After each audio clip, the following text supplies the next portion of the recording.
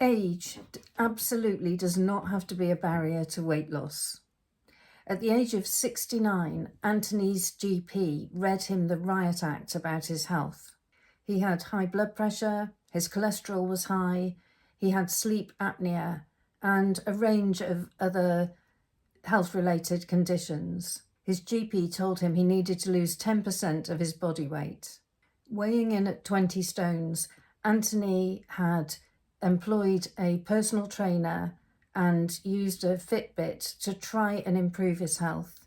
And although he was feeling a bit fitter, he hadn't lost any weight.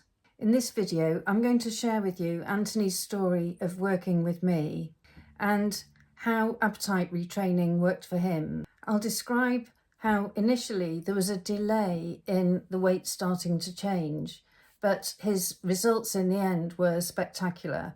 And I'll share with you a key lesson from what Anthony found. Anthony is a retired teacher.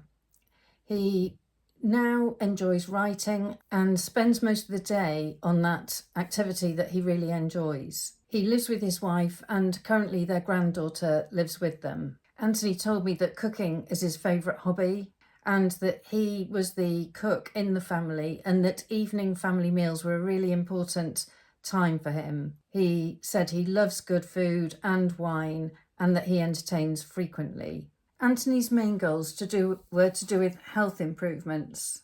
Although exercise had been a really positive step, it hadn't led to weight loss and he was feeling rather discouraged.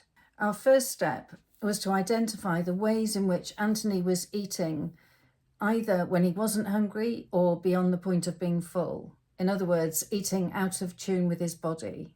It quickly became clear that for Anthony, tolerating being hungry was a real challenge. I initially focused on teaching him techniques to help him tolerate mild feelings of hunger, to allow himself to get definitely hungry by meal times. Alongside this, we worked on his eating routine and his meal sizes, and he started to use the appetite pendulum to gauge whether he was full or whether he was hungry and to what degree. After the first month, Anthony told me, "I feel I've taken control of my eating and I'm actually enjoying it." He said, "My taste buds are now much sharper," and he was surprised to discover that he was actually okay with starting to feel hungry in the run-up to meal times. 2 months in, he was still enjoying the process, partly because he was still really enjoying the family meal in the evening. He was drinking wine with each meal and he was having 3 squares of chocolate at the end of each meal. And the fact that he was still having the wine and enjoying a small amount of chocolate at the end of the meal helped him feel like he wasn't really depriving himself at all. He'd really started to notice some health benefits. He told me, "I feel healthier, more bouncy and have less pain in my joints. I've been to the dentist who said my dental health is excellent. I'm now not afraid of feeling hungry before meals. In fact, it's semi-pleasurable. But," he said, "I haven't actually lost any weight yet."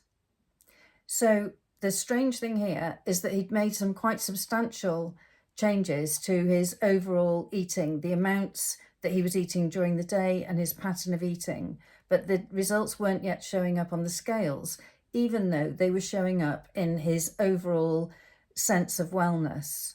I find it really interesting and actually rather puzzling that people can make quite significant changes to how they eat and yet not necessarily lose weight immediately. I don't know why this is, but I've seen it a number of times. And what I do in this situation, which is what I do with Anthony, is to keep focused on these behavioural changes to eating habits and ask the person to keep doing the same. I explained to Anthony that this was something that sometimes happened, and I checked with him that he was happy to continue with this pattern, which he was. By 4 months in, his weight was starting to change. He was really upbeat. He said, "I really enjoy the hunger thing. I'm feeling 10 years younger. I've had less heartburn and indigestion, and my aches and pains have reduced. I had been assuming I was going to need hip and knee replacements, but now maybe not. My sleep apnea is improving and I'm sleeping much better. So then 6 months in, Anthony felt that his new routine was working really well. And he said that feeling hungry before meals was now actually enjoyable. It was part of the eager anticipation of eating something really tasty. By this point, he'd lost 2 stones and his waist measurement had reduced by 4 inches. Over the following few weeks, his weight was down to 17.5 stone, which is 2.5 stones from where he started. And one of the changes that he chose to make was to drink 2 or 3 glasses of wine on Friday and Saturday evenings. And his waist measurement was down a further 2 inches. He had much more energy than he'd had in a long time. So what does Anthony's experience tell us about weight loss? Losing 2.5 stone and his waist measurement reducing by 6 inches resulted from making sustainable changes to how he eats. The changes to his eating routines suited his lifestyle really well, so he's unlikely to go back to his old patterns. Allowing himself to get mildly hungry, Anthony discovered for himself that mild hunger could actually be enjoyable and mean that he enjoyed the food that he did eat much more.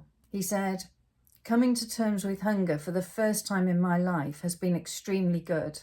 Although Anthony experienced some major life stresses during the time that he was working with me, these didn't throw him off course, which shows that the changes that he made were robust enough to weather this stress. And what his story shows particularly is that weight loss is not linear. It doesn't follow a straight line, and it certainly doesn't follow a pattern that you might expect of reflecting what you ate the day before or even the week before. So here's the key lesson that I think we can all take from Anthony's experience. Don't give up if weight loss doesn't happen straight away.